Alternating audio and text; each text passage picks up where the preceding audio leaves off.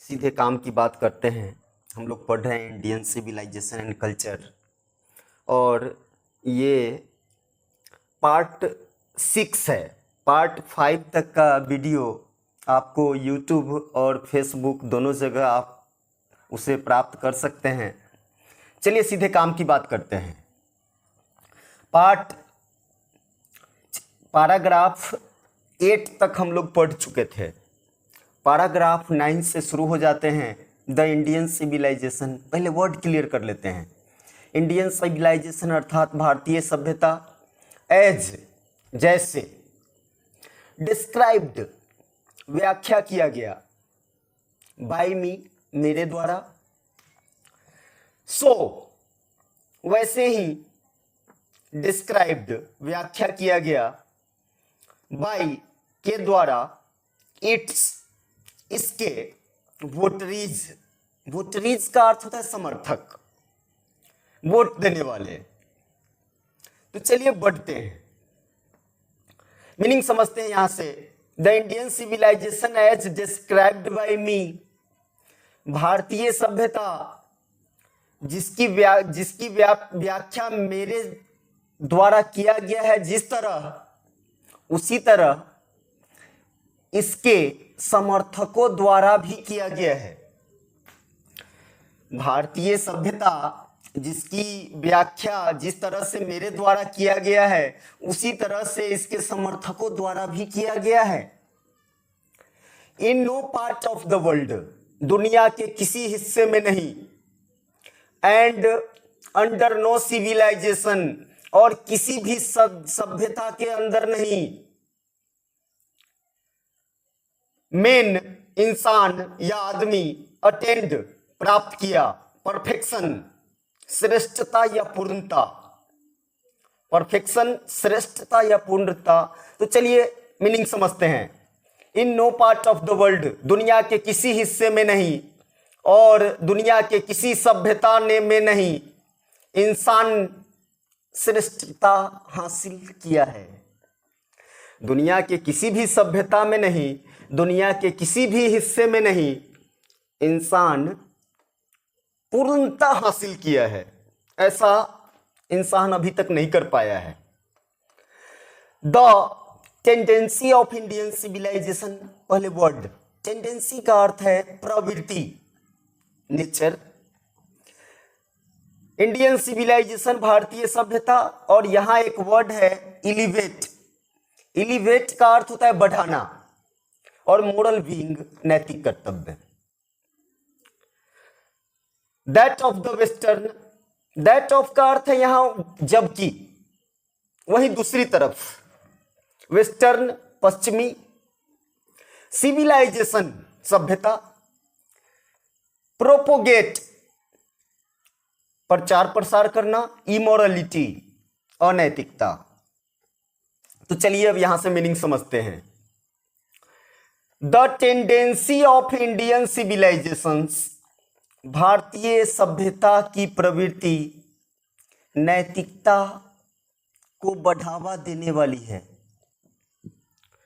भारतीय सभ्यता की प्रवृत्ति नैतिकता को बढ़ावा देने वाली है, यानी भारतीय सभ्यता नैतिकता को बढ़ावा देती है।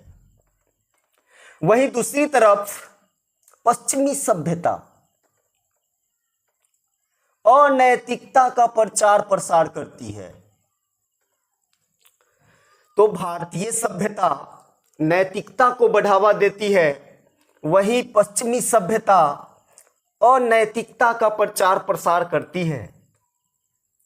अब यहां पर भारतीय सभ्यता और पश्चिमी सभ्यता में अंतर बताया जा रहा है, यह प्रश्न बनता है। चलिए ठीक है, आगे बढ़ते हैं हम। द लेटर इज गॉडलेस, यानी बाद वाला जो है, बाद वाला यानी वेस्टर्न सिविलाइजेशन, वेस्टर्न सिविलाइजेशन जो है वो गॉडलेस है, यानी ईश्वर विहीन है, यानी उसमें ईश्वर नहीं है। The former is based on a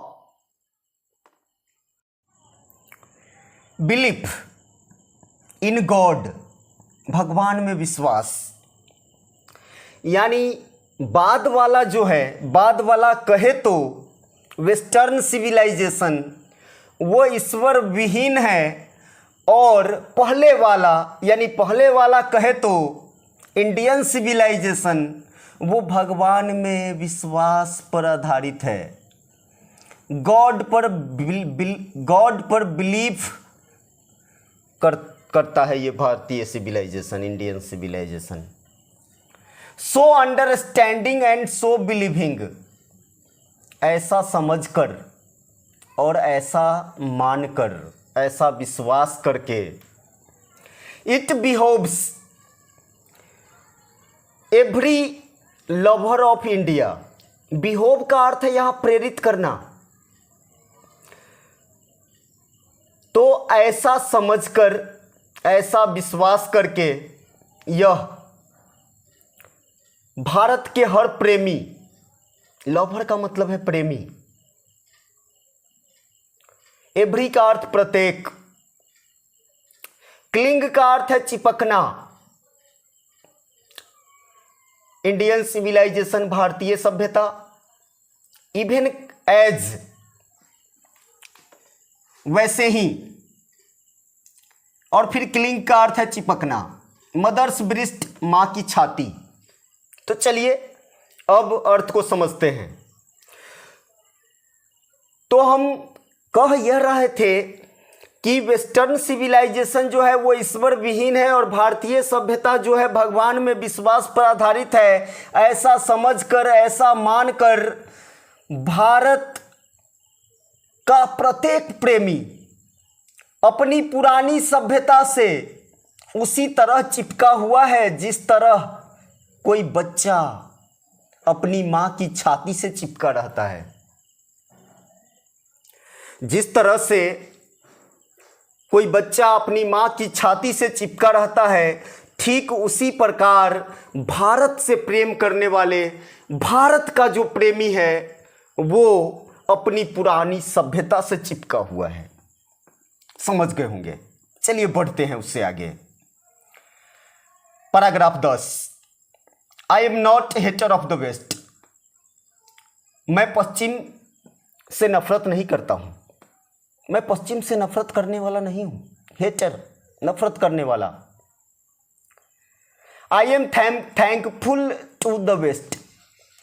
मैं पश्चिम का आभारी हूं। थैंकफुल मतलब आभारी। फॉर मेनी अ थिंग, बहुत सारी चीजों के लिए। आई हैव लर्न, मैंने सीखा है। फ्रॉम वेस्टर्न लिटरेचर, पश्चिमी साहित्य से। तो चलिए यहां से मीनिंग समझते हैं। I am no hater of the West. मैं पश्चिम से नफरत करने वाला नहीं हूं। I am thankful to the West for many a thing. मैं बहुत सारी चीज़ों के लिए पश्चिम का आभारी हूँ। I have learned from western civilisation, I have learned from western literature, जो हमने पश्चिमी साहित्य से सीखा है उसके लिए मैं पश्चिम का आभारी हूँ। But I am thankful to modern civilisation for teaching me. चलिए मीनिंग समझते हैं पहले। थैंकफुल आभारी, मॉडर्न आधुनिक, सिविलाइजेशन सभ्यता, टीचिंग सिखाना, मी मुझे, दैट कि, इफ अगर, वांट चाहना, राइज उठाना, इट्स का अर्थ है यहां अपना, फुलेस्ट पूर्ण, हाइट ऊंचाई। चलिए मीनिंग समझते हैं। But I am thankful to modern civilisation. मैं पश्चिमी सभ्यता का आभारी हूं। कह रहे हैं गांधी जी, लेकिन मैं पश्चिमी सभ्यता का आभारी हूं। टीचिंग मी, दैट सिखाने के लिए मुझे कि, I want India to its height, its fullest height. अगर मैं भारत को ऊंचाई पर ले जाना चाहता हूं, अगर मैं भारत को ऊंचाई पर ले जाना चाहता हूं, तो हमें आधुनिक सभ्यता से जो सीखे हैं उसके लिए हम आभारी हैं। I must tell my countryman, मैं अपने देशवासियों को जरूर बताना चाहता हूं, मुझे जरूर बताना चाहिए, फ्रैंकली, साफ साफ, दैट कि आफ्टर के बाद, ईयर्स एंड ईयर्स, वर्षों वर्षों, एक्सपीरियंस, अनुभव, मॉडर्न सिविलाइजेशन। चलिए यहां तक बढ़ते हैं आगे। तो हम पढ़ रहे थे कि अगर हम भारत को ऊंचाई पर ले जाना चाहते हैं, ऊंचाई तक उठाना चाहते हैं, तो हमें, अगर हम भारत को ऊंचाई तक बढ़ाना चाहते हैं तो हमें पश्चिमी सभ्यता का आभारी होना चाहिए। हम पश्चिमी सभ्यता का आभारी हैं। I must tell my countryman, मैं अपने देशवासियों को, मुझे अपने देशवासियों को जरूर बताना चाहिए साफ साफ कि वर्षों वर्षों के अनुभव के बाद, आधुनिक सभ्यता के वर्षों वर्षों के अनुभव के बाद मैंने उससे एक सबक सीखा है, और वो सबक ये सीखा है कि हमें किसी भी कीमत पर इससे दूर रखना है। आधुनिक सभ्यता के वर्षों वर्षों के अनुभव के बाद हमने ये सीखा है उससे कि हमें किसी भी कीमत पर, all costs, at all costs, हमें किसी भी कीमत पर उससे दूर रखना है, इसे दूर रखना है। सन मतलब दूर रखना। तो ये था पार्ट 6। अब तक 6 पार्ट में इस चैप्टर को हम ले जा चुके हैं। आगे इसी तरह से वीडियो आपके सामने आते रहेंगे, और एक एक शब्द, एक एक वर्ड का अर्थ जानना चाहते हैं, एक एक सेंटेंस का एग्जैक्ट मीनिंग जानना चाहते हैं, तो मुझसे जुड़े रहिए। अगर आप 12th की तैयारी करना चाहते हैं, अंग्रेजी सच में सीखना चाहते हैं, मिलते हैं फिर अगले वीडियो में।